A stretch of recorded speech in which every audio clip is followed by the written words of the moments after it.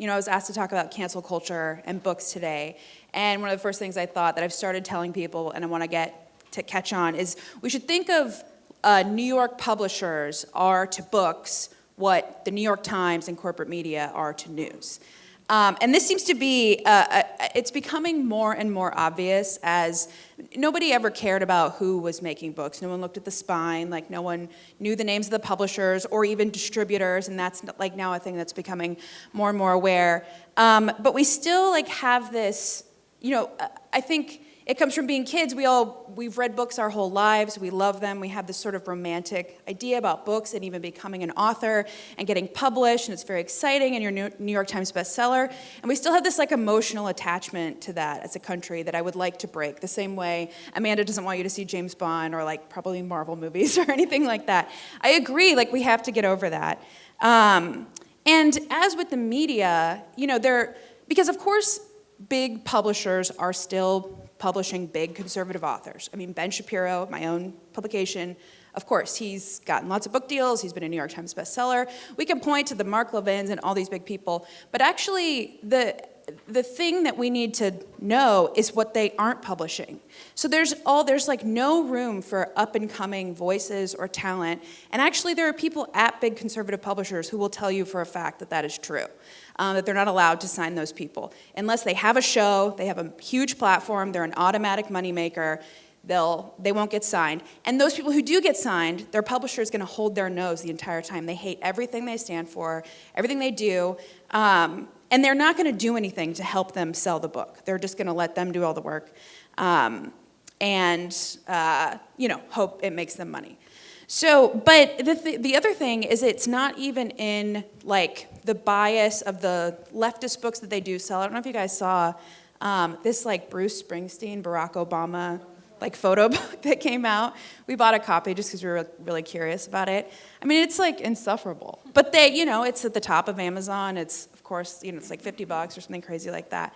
But it's not just the bias in like the political books that they sign, the leftist books that they sign, or the conservative books they don't sign. It shows up in every kind of book, kids' books, fiction books, graphic novels.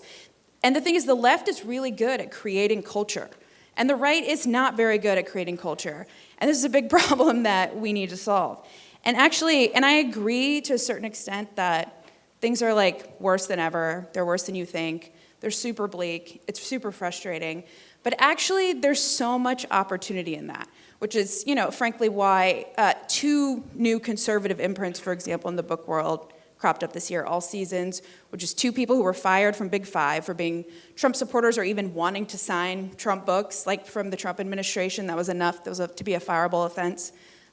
Started something, and the Daily Wire started something, and I'm sure more will as well, and hopefully, that'll keep happening. But and that's kind of where I want to round out my talk is, I'll definitely rail against cancel culture. It's real. It's super frustrating. For example, when I was at Regnery, we did Abigail Schreier's book, and that book did really well, and it's made a huge impact, and that's awesome. And I'm not going to pretend that didn't happen, but I'm also going to pretend that it wasn't without challenges. And even just on this sort of basic level, at the time I was in charge of marketing and publicity, and Amazon would not let us do paid advertising. Paid advertising on Amazon is like the most effective way to sell a book, by far. We spend the most money on that. It reaches a ton of people, and to not be able to do that actually affects your business and your message in a tremendous way. And of course, we were able to seize that opportunity and get publicity and get the word out, and that was great, but we don't know how many sales we lost, how many people weren't reached from something like that. And there's just these little things that it's like, well, she's still allowed to sell her book. Oh, congratulations, Amazon is still letting you sell your book. Like, we're excited about that. That should be the default, but so that's a real thing, and we should call it out and admonish it loudly whenever we see it. But more importantly, as I said, we have to view it as an opportunity. So that kind of brings me to the Daily Wire. And when we decided to launch into book publishing, one of the things that we talked about is, do we want to kind of go with the traditional book publishing model? Because I don't know if you know how it works, but you've got a distributor, and it's like its own bureaucracy. It's crazy. There's so many different moving parts, and you're beholden to this behemoth. And if one entity within that the retailer, someone at the distributor, someone at the printer, et cetera, doesn't like what you're doing, then your whole operation can fall apart. And I don't know if you guys saw, there was a police officer, he was the lead officer in the Breonna Taylor raid, named John Mattingly. He wanted to write a book. He was signed by Post Hill Press, which is another publisher. It's not a distinctly conservative publisher, but they do a lot of conservative books. Their distributor, who is Simon & Schuster, decided they didn't want to distribute that book. They hadn't even read it. The book wasn't even written at that point. They just knew that this guy was involved, and they're like, we're not going to distribute it. And as a publisher, your hands are tied. You have no way to sell your book. You can't get it into stores or anything. You could get it printed. Maybe you could set up your own website. But if you don't have the marketing and publicity capabilities, it's very, very difficult. And a whole other host of reasons. So that's actually a book that we picked up, and one of the reasons we wanted to get into book publishing is to be able to pick things up like that, because we are fortunate to have the marketing and publicity capabilities. We have a platform, so we don't have to be afraid of being canceled by anything. But we decided to go the traditional route because conservatives are still not ready to break away from the shiny, romantic feeling of New York, and more particularly the New York Times bestseller list. And the actual reason when you break it down to use a traditional distributor is because there's this entity called BookScan, which is where all of the book sales are kept. And then there's also the New York Times, which has this secret method of collecting sales numbers that's different from BookScan. It gets a little to the weeds, but that's kind of the point. It's a very complicated, weird, vague, nuanced world. And if you don't have a distributor that can get your books sold in the right places, then your book sales will not be recognized by the entities that create bestseller lists, most notably the New York Times. And I will say it is still frustrating how many great and wonderful, impactful, influential conservatives still very much care about this. And I think we need to stop caring about that. I mean, it's, not to be too harsh, it gets a little pathetic sometimes. I've worked with a lot of conservatives on the publicity side and on the book side who, as much as they give lip service publicly about how, the establishment needs to come down and they're this and they're that, behind closed doors, all they care about is what the New York Times thinks of them. And as long as we still place value in that, we are never going to get out of this cycle. So the thing with cancel culture, again, as I said earlier, all of that stuff, we should talk about it. I don't want to say we should shame people, but we should pressure conservatives to really take the lead and be bold and stop caring about things like that. And we should call it out when it happens, absolutely. We should do everything we can to expose big tech, big publishing, big media, et cetera, but we're not actually going to make a difference if we're just fighting or reacting or being countercultural. We have to actually create culture. We actually have to do things bigger and better, which is very hard for conservatives.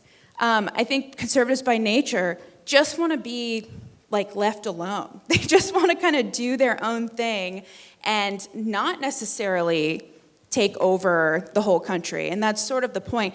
But we kind of have to. I mean, we're in this position because we keep putting ourselves in this cycle where we see the movies, we read the books, we consume the media, we care about the list, whatever, et cetera. And you have to just push past that. And we have to find people who are, like Amanda and other folks who are creating culture, and just band together. They're out there, and they're cropping up more and more. And actually, right now is a perfect time. And one of the best things that's happening, if you see with conservative meme culture and the Babylon Bee, those are legitimately funny and dominated by conservatives. And even just this last week, what is her name? Hannah? The comedian? Oh, Hannah Gadsby. Yeah, said that America's sweetheart. Yeah, laughter is a sign of white supremacy or something like that. the left attacking comedy is like the greatest thing that could happen for conservatives, because if conservatives are more funny, that's the easiest way to win people over. So that's what, like, it's really important to see these things as an opportunity. We can't just stop at being like, that's crazy, I can't believe she would say that. But then you have to actually create and like take that space, because no one wants to listen to somebody who says that about comedy. That's what they're gonna get at a leftist comedy show now. Nobody wants to go to that. So of course, movies, music, comedy, etc., all great ways, but books are definitely among the ways we can turn the tide. And of course, conservative, like, political nonfiction is good, and we should do it, and it's important. But more than that, like, conservatives need to be publishing, like, fiction and graphic novels and kids' books. And not conservative fiction or conservative graphic novels and kids' books, but just, like, really good stuff that people want to read that isn't preaching to them about politics, that actually, and not even have hidden values, but just, again, is telling a good story. So that's really something that we want to lean into a lot, the Daily Wire, and we're doing that. This isn't meant to be like a plug, but just, it is, I think we are at a time when being good at creating culture is more important than ever. And it's really easy to feel defeated, but things like this, conversations like this, not seeing bad movies, not reading bad books, and then supporting other organizations who are doing otherwise. I think it's really important, and I think that actually we can turn it around.